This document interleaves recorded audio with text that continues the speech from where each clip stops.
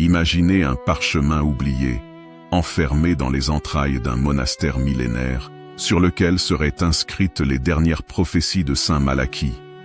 Imaginez que ces mots, rédigés au XIIe siècle, trouvent aujourd'hui un écho terrifiant dans notre réalité moderne. Et maintenant, ajoutez-y les visions cryptiques de Nostradamus, les ombres d'un mystérieux pape noir, et une église tremblant face à l'inéluctable. Ce que vous allez entendre n'est pas une fiction. C'est une plongée vertigineuse dans les méandres de l'histoire secrète, entre prophéties oubliées, manipulations, et vérités que le Vatican préférerait voir sombrer dans le silence des siècles. Dans cette vidéo, vous découvrirez des documents jamais révélés au grand public, des coïncidences troublantes entre prédictions anciennes et événements contemporains, et un nom, un seul, que certains au sommet de l'Église murmurent avec effroi. Installez-vous. Éteignez les lumières. Ce que vous allez entendre va vous hanter longtemps après la fin de cette vidéo. Abonnez-vous dès maintenant à Histoires émouvantes ici. Chaque vidéo vous plonge dans les secrets les plus sombres de notre passé et peut-être de notre futur. Et surtout, likez cette vidéo si vous osez. Maintenant, laissez-moi vous raconter l'histoire que l'Église redoute plus que tout. En 1139, un homme marche lentement sous la voûte céleste d'un ciel irlandais noyé de brume. C'est un archevêque, un saint homme que l'on dit habité par Dieu. Son nom est Malachie d'Armagh. C'est lors d'un pèlerinage à Rome qu'il est saisi par une série de visions, des éclairs d'images, des mots qu'il ne comprend pas, des visages qui ne sont pas encore nés, des croix brisées, des papes couronnés puis déchus, et une Rome en flammes. Il tombe à genoux. Son cœur bat à tout rompre. Devant lui, dans le néant de la nuit, une voix souffle. Ils viendront, tous, et le dernier tombera sous le poids du monde. Saint Malachie, bouleversé, couche ses visions dans un manuscrit étrange. 112 devises latines, énigmatiques, chacune correspondant à un futur souverain pontife. Il y écrit en secret, au fil des nuits, dans un latin codé, obscur, presque mystique. Puis, sans explication, le manuscrit disparaît. Il ne réapparaîtra que 400 ans plus tard, à Rome, en 1590, au cœur d'un conclave, juste au moment où un certain cardinal s'apprête à être élu pape. Un cardinal dont la devise aurait pu le désigner comme l'Antéchrist. Ce manuscrit, la prophétie des papes, va alors changer le destin de l'Église à jamais. La redécouverte du document se produit dans des circonstances étranges. Un moine bénédictin du nom d'Arnold de Wyon affirme en 1595 avoir retrouvé la prophétie dans les archives secrètes du Vatican. Il la publie dans son ouvrage Lignum Vitae. Mais voici ce que personne ne dit à l'époque. Le document est écrit dans un style parfaitement différent des écrits de Saint Malachie. Les sceptiques crient au faux. Les croyants, eux, observent les devises avec angoisse. Chacune correspond, par un jeu subtil d'interprétation symbolique, aux noms, aux armoiries ou au règne de chacun des papes. Et ce, jusqu'à Jean-Paul II, puis Benoît XVI. Les correspondances deviennent de plus en plus troublantes. En voici quelques exemples. Pastor Angelicus, le pasteur angélique, désigne Pie XII, souvent surnommé le pape mystique par ses contemporains. De labor solis, du labeur du soleil, désigne Jean-Paul II, né et mort lors d'éclipses solaires. Gloria Olivae, la gloire de l'olive, correspond à Benoît XVI, ancien membre de l'ordre des bénédictins, dont un symbole est l'olive. Et après Benoît XVI, il n'y a plus qu'un seul nom, Petrus Romanus, Pierre le Romain, celui qui conduira l'Église dans ses ultimes tribulations, avant la destruction de Rome. Le nom Petrus Romanus fait frémir les théologiens depuis des siècles. Contrairement aux 111 autres devises, cette dernière n'est pas brève. Elle est une phrase entière, lourde de sens. Dans la dernière persécution de la Sainte Église romaine, siégera Pierre le Romain, qui paîtra ses brebis au milieu de nombreuses tribulations. Après quoi la ville aux 7 collines sera détruite, et le juge redoutable jugera son peuple. Mais qui est ce mystérieux dernier pape? Est-il déjà parmi nous? L'Église est-elle consciente que son destin s'écrit selon des lignes vieilles de 9 siècles? Certains observateurs voient en François un prétendant possible. Il n'est pas romain de naissance, mais il a pris son nom en référence à François d'Assise, qui lui-même aurait eu des visions apocalyptiques d'un pape persécuté. Mais d'autres avancent une hypothèse plus inquiétante. François ne serait pas Pierre le Romain, mais son précurseur, celui qui prépare la voie. Au cœur du Vatican, il existe une salle interdite. Elle se trouve dans les archives secrètes, gardées par la garde suisse, protégée par des portes d'acier. Son nom officieux est Stanza Malachia. C'est là, selon certaines fuites anonymes, que le véritable manuscrit de Saint Malachie serait conservé. Non pas la version publiée par Arnold de Wionne, mais un document plus ancien, plus complet et plus terrible. Ce texte contiendrait des noms précis, des dates, des signes astronomiques et un avertissement final, rédigé de la main même de Malachie, et alors viendra l'ombre couronnée, à la peau noire comme la nuit, portant la croix inversée. Il ne sera pas un fils de l'Église, mais son fossoyeur. Le Vatican nie son existence. Mais en 2013, une étrange fuite sur le dark web semble prouver le contraire. Une photographie granuleuse montre une page ancienne, avec une écriture gothique. Un passage y mentionne « Le dernier trône sera vêtu de deuil. Il parlera de paix, mais ses mains seront tachées. » Mais faut-il croire en ces prophéties? Ou sont-elles une vaste manipulation de l'histoire? Certains chercheurs avancent que la prophétie a pu être falsifiée dans le but d'influencer les élections papales au XVIe siècle. D'autres, plus ésotériques, pensent que Saint Malachie a vu une ligne temporelle possible, que chaque pape a inconsciemment suivi, guidé par les peurs ou les attentes que cette prophétie a semées.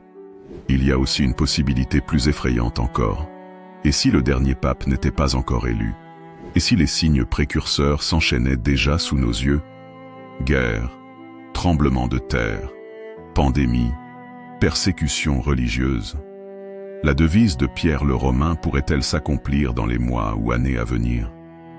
Dans les cercles très fermés des cardinaux, certains noms circulent pour être les successeurs du pape François. Parmi eux, un homme intrigue plus que tous les autres. Il est originaire d'Afrique. Il est charismatique, aimé des médias. Il a un discours tourné vers les pauvres, les migrants, la paix, mais aussi l'unité des religions. Il parle plusieurs langues, dont l'arabe. Et dans certaines photos officielles, il est représenté en noir, croix inversées incluses, par un étrange jeu d'ombre ou de reflets. Les rumeurs l'ont déjà surnommé le pape noir. Or ce terme, historiquement, désigne le supérieur général de la Compagnie de Jésus, l'ordre des Jésuites. Mais depuis que François lui-même est jésuite, cette ligne entre pape blanc et pape noir est désormais floue. Et si le prochain souverain pontife cumulait les deux pouvoirs? Et s'il était Pierre le Romain? En haut lieu, dans les couloirs feutrés du Vatican, certains prélats vivent dans une peur constante. Des messes secrètes sont célébrées. Des exorcismes sont pratiqués à huis clos. Des cardinaux refusent de dormir dans leurs appartements privés, persuadés d'être suivis. Le nom de Saint Malachie est tabou. Un cardinal l'a dit, hors caméra, lors d'un documentaire censuré. Nous savons. Bien sûr que nous savons. Mais si le dernier pape est déjà là, alors il est trop tard. Saint Malachie n'était pas un simple visionnaire. Saint Malachie n'était pas un simple visionnaire. Il a vu une histoire que personne ne voulait connaître. Une suite logique, inéluctable, qui mène à une seule chose. La fin d'un monde. Pas la fin du monde au sens physique, mais la fin d'un ordre. Celui du Vatican. Du catholicisme traditionnel. De Rome. De la grande cité viendra un roi effrayant, vêtu d'obscur, dans le sang des innocents. Le trône vacillera, l'autel brûlera, et le ciel pleurera 3 jours. Nostradamus, Century 3, 4-1-77, interprétation libre. Michel de Nostredame, plus connu sous le nom de Nostradamus, est sans doute l'un des personnages les plus controversés et fascinants de l'histoire occidentale. Apothicaire, astrologue, médecin, mystique, il est surtout célèbre pour avoir rédigé en 1555 un ouvrage unique. Les prophéties, un recueil de quatrains cryptiques dont plusieurs semblent avoir prédit avec une précision déconcertante les grands bouleversements mondiaux. Mais peu de gens savent que l'Église, en privé, prend Nostradamus très au sérieux. Un dossier confidentiel portant le sceau de l'Inquisition romaine, daté de 1627, contient cette phrase: « Ce Nostradame, bien que hérétique, voit parfois trop clair. Son regard porte sur Rome. Cela nous inquiète. » Pourquoi cette inquiétude? Parce que Nostradamus, à l'instar de saint Malachie, évoque la chute de l'Église, l'arrivée d'un pape noir et la destruction de la ville éternelle. Et selon certains déchiffrements, l'année 2025 serait le point de bascule. Un quatrain attire tout particulièrement l'attention depuis quelques années. Le moine noir sur le trône de pierre conduira l'Église à travers l'orage, le sang coulera dans la grande arène, et le soleil fuira son visage. Centurie 8, quatrain 93. Pendant des siècles, les interprètes ont vu dans cette strophe une allégorie de conflits internes dans l'Église. Mais depuis l'élection du pape François, jésuite et donc de l'ordre surnommé les moines noirs, ce quatrain semble terriblement littéral. Le moine noir, François est le premier pape jésuite de l'histoire. Le trône de pierre, le trône de Saint-Pierre, l'orage, une époque de troubles mondiaux, pandémie, guerre, effondrement moral. Le soleil fuira son visage. Possible allusion à une éclipse ou à une perte de lumière divine. Mais il y a plus troublant encore.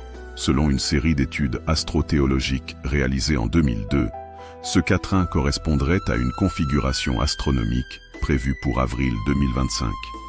Un alignement rare, une éclipse totale et une conjonction de Saturne et Mars au-dessus de Rome. Est-ce un hasard ou une clé? En 1994, un étrange manuscrit est découvert dans les archives de la Bibliothèque nationale de Rome. Il est attribué à Nostradamus, mais il n'avait jamais été publié de son vivant. On l'appelle aujourd'hui le livre perdu. À l'intérieur, 80 illustrations colorées, accompagnées de brèves descriptions. Plusieurs d'entre elles montrent un pape vêtu de noir, un temple romain effondré, un dragon entourant une croix inversée, une comète frappant la terre. Mais l'image la plus inquiétante est celle d'un pape à genoux devant une silhouette obscure dont le visage est voilé.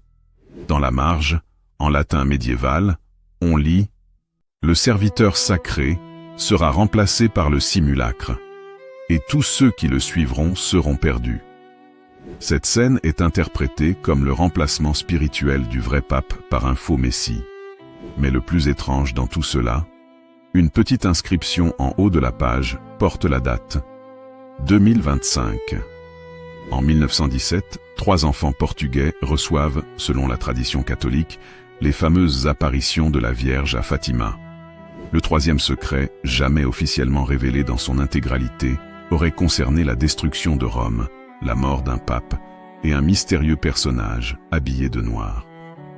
Jean-Paul II aurait déclaré, après avoir lu ce 3e secret, « Si les gens savaient ce qu'il contient, ils passeraient leur vie en prière. » Or, selon plusieurs fuites, notamment du père Malachie Martin, un jésuite initié au secret du Vatican, le secret de Fatima correspondrait parfaitement aux visions de Nostradamus et de Malachie. Un pape assassiné, un successeur non légitime, un faux berger menant les brebis à l'abattoir, et la destruction de Rome par le feu venu du ciel. Plusieurs éléments pointent aujourd'hui vers l'année 2025 comme une année pivot. Un conclave potentiellement imminent. François a plus de 88 ans, une santé fragile et des tensions internes avec certains cardinaux conservateurs. Des crises mondiales croissantes, conflits religieux, montée des tensions géopolitiques, dérèglements climatiques et persécutions croissantes envers les chrétiens dans le monde. Des signaux mystiques. Des prêtres en Afrique et en Amérique du Sud affirment avoir eu des rêves étrangement identiques. Un pape tombant dans les flammes. une Rome noyée dans les ténèbres et une croix brisée en deux. Des experts en prophéties et en numérologie ont également remarqué que 2025, place 5, 405. Or, le nombre 405 apparaît à plusieurs reprises dans les écrits apocryphes du Moyen-Âge, souvent associés à la fin d'un âge religieux. Est-ce que Nostradamus a vu cette date et que ces quatrains sont simplement un avertissement ignoré depuis des siècles?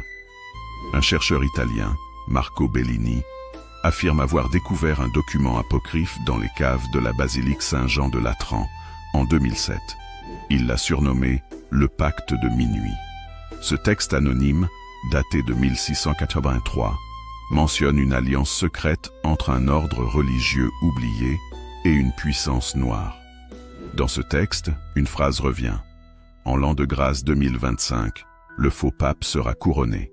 Il parlera de Dieu, mais adorera l'autre, et le monde entier l'applaudira. Le Vatican a nié l'existence de ce document. Bellini, depuis sa révélation, a disparu.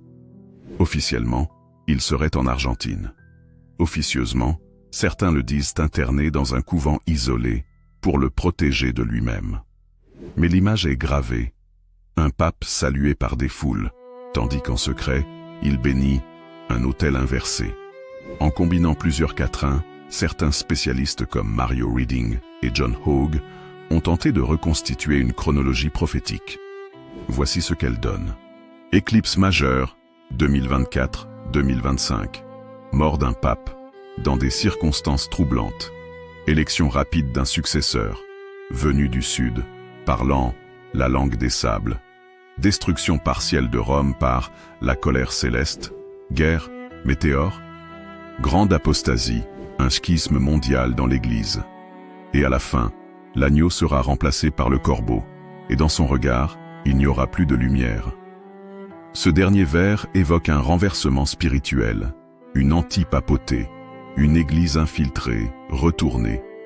Nostradamus, comme Malachie, semble avoir vu au-delà de son temps, mais il n'a jamais parlé avec clarté. Ses visions sont des énigmes, des pièges, des avertissements. Et pourtant, tout semble converger vers un même point. Un pape noir, une Rome en ruine, une Église à genoux, et un monde à l'aube d'une nouvelle ère spirituelle, ou d'un gouffre insondable. Le trône vacillera lorsque l'homme noir portera la tiare, car il ne sera ni Pierre ni Paul, mais Judas aux habits de berger. Manuscrit anonyme, couvent de San Miniato, 1713.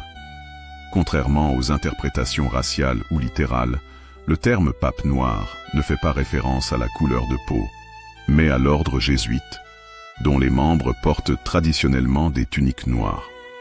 Le supérieur général de la Compagnie de Jésus était surnommé depuis le XVIe siècle le pape noir, en raison de son influence occultée mais extrêmement puissante dans les arcanes du pouvoir religieux. Avec l'élection du pape François en 2013, le monde vit pour la première fois un pape noir assis sur le trône de pierre. Il est jésuite, il vient du sud, et il a un style de gouvernance radicalement différent de ses prédécesseurs. Mais ce que peu savent, c'est que certains groupes ultra-conservateurs au sein du Vatican l'accusent en secret de trahison doctrinale. D'autres, plus obscurs encore, disent qu'il est l'instrument d'une force cachée qui manipule le Saint-Siège depuis des décennies. Et selon certaines archives secrètes, ce processus d'infiltration aurait débuté il y a près de 500 ans.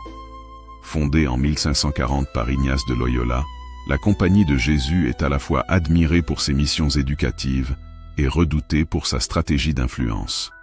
Depuis toujours, les jésuites sont perçus comme les stratèges de l'Église.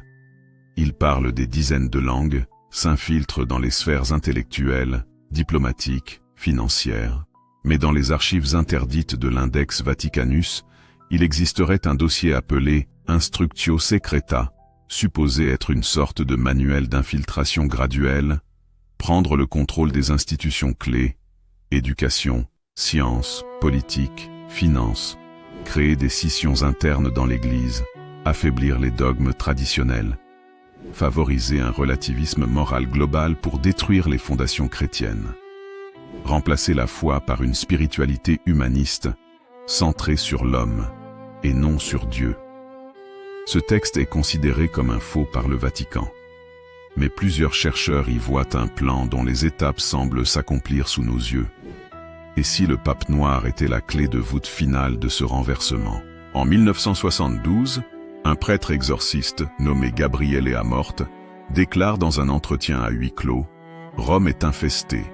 Des messes noires ont lieu dans les sous-sols, et certains cardinaux y assistent. » Ce qu'il décrit, c'est l'existence d'un culte inversé, où les symboles chrétiens sont détournés, où l'Eucharistie est profanée, où le Christ est blasphémé.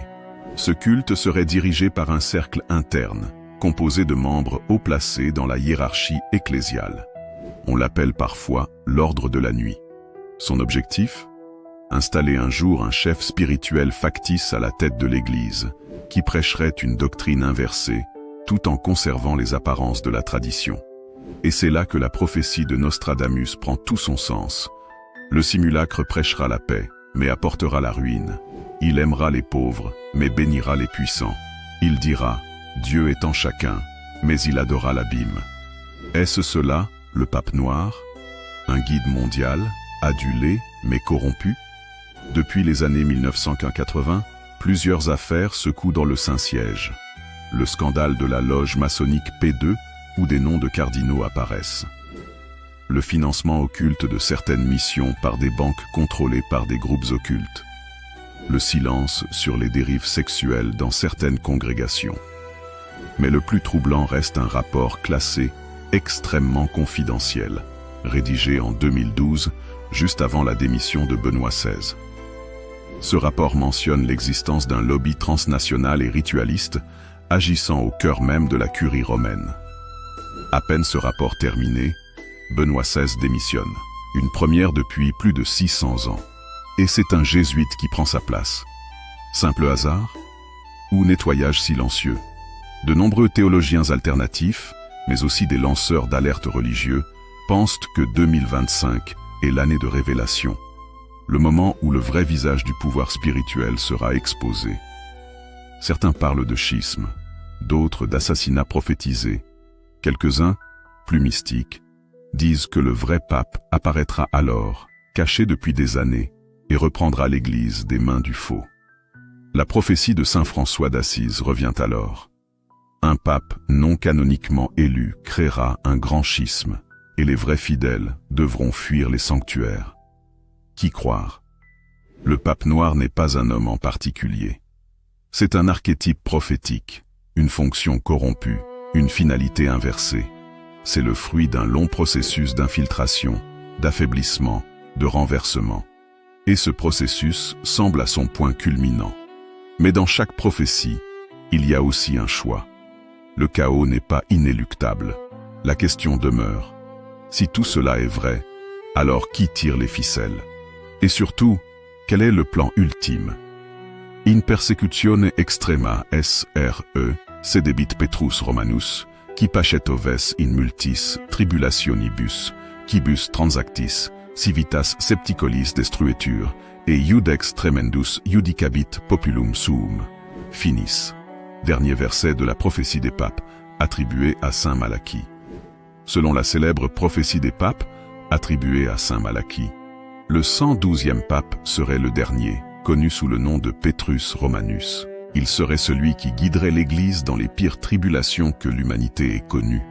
Ce texte, prétendument reçu en vision par l'archevêque irlandais au XIIe siècle, énumère une succession de devises latines attribuées au pape, souvent précises, parfois obscures. Mais toutes semblent correspondre à leur titulaire réel. Or, le pape François est le 266e pape, mais le 112e dans la liste de Malachie. Est-il donc Petrus Romanus? Si oui, la fin serait proche. Mais alors, qu'est-ce qui doit s'accomplir? Et que représente cette destruction de la ville aux 7 collines? Rome, la ville éternelle, repose sur 7 collines, ce qui la relie mystiquement à l'Apocalypse de Jean.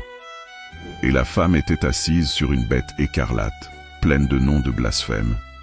Et les 7 têtes sont 7 collines sur lesquelles la femme est assise. Apocalypse 17, 3, 9.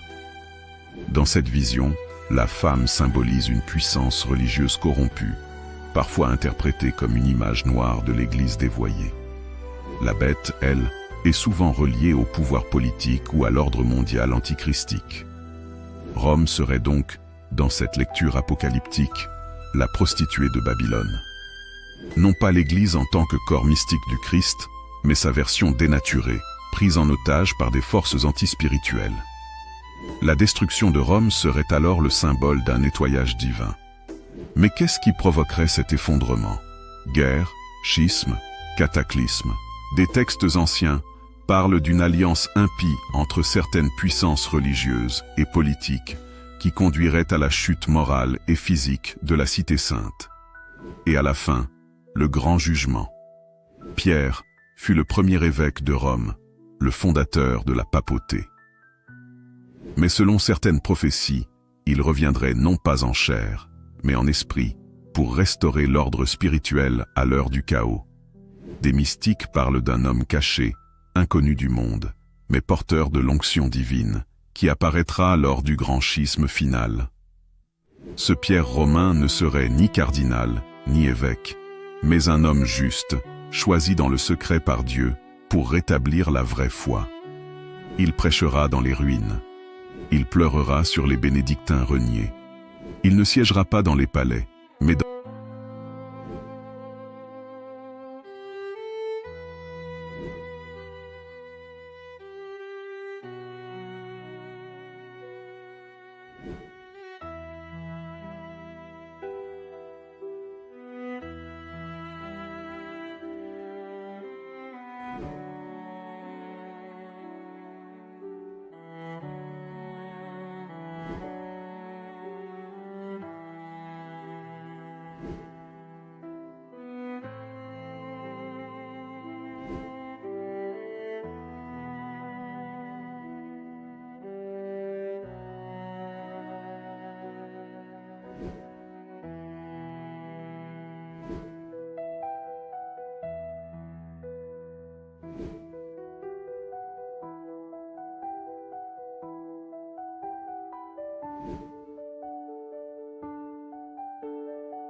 s'accomplira, mais ce ne sera qu'une prélude à l'avènement d'une Église purifiée.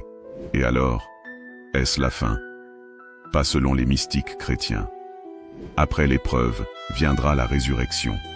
Une Église pauvre, mais puissante en esprit. Un peuple rassemblé non par des dogmes, mais par la vérité intérieure. Une unité entre les peuples, fondée non sur des compromis politiques, mais sur la reconnaissance de l'unique source divine. Le pape Pierre Romain, ou son successeur spirituel, ne dominera pas, mais servira. Et alors, le monde pourra renaître. Rome ne sera plus la capitale d'un empire temporel, mais le berceau d'une humanité réconciliée avec l'Éternel. Les prophéties de Saint Malachie, de Nostradamus et de tant d'autres visionnaires ne sont peut-être pas des malédictions, mais des avertissements. Le pape noir, le simulacre, le retour de Pierre, tout cela pourrait ne pas être littéral, mais symbolique. Mais une chose est sûre, nous sommes dans le temps des choix. Croire ou se moquer, agir ou ignorer, veiller ou dormir. L'histoire est en marche, et chacun de nous, croyant ou non, est appelé à ouvrir les yeux. Rome tombera peut-être, mais l'esprit ne mourra pas. La question est, ferons-nous partie de ceux qui regardent le monde brûler, ou de ceux qui relèvent les pierres pour rebâtir? Si vous êtes encore là, c'est que quelque chose en vous a résonné. Une curiosité, un frisson, ou peut-être un simple besoin de comprendre ce que d'autres préfèrent ignorer. Ce voyage à travers les prophéties de Saint Malachie, les énigmes de Nostradamus et l'ombre du pape noir n'est pas qu'un récit ésotérique. C'est une réflexion sur notre époque, sur ce que nous choisissons de croire, de voir ou de taire. Merci à vous, abonnés fidèles et nouveaux explorateurs. Votre présence, vos commentaires, vos partages sont la raison pour laquelle cette chaîne existe. Vous êtes plus qu'un public. Vous êtes des veilleurs, des chercheurs de vérité. Continuez à poser des questions, à lire entre les lignes, à écouter ce que le silence cherche parfois à nous dire. Le monde change, Et ceux qui sont éveillés seront ceux qui éclaireront le chemin. Dites-nous en commentaire ce que vous pensez des prophéties. Croyez-vous que nous vivons l'ultime chapitre? Ou est-ce seulement un prélude? Et si cette vidéo vous a touché, intrigué ou simplement fait réfléchir, n'oubliez pas de vous abonner à la chaîne Histoires émouvantes, d'activer la cloche pour ne rien rater, et de laisser un petit « j'aime » pour soutenir notre travail. Nous préparons déjà la suite. Et croyez-moi, ce qui arrive va vous bouleverser. À très bientôt, et surtout, restez curieux. Car parfois, c'est dans les ombres que se cachent les plus grandes vérités.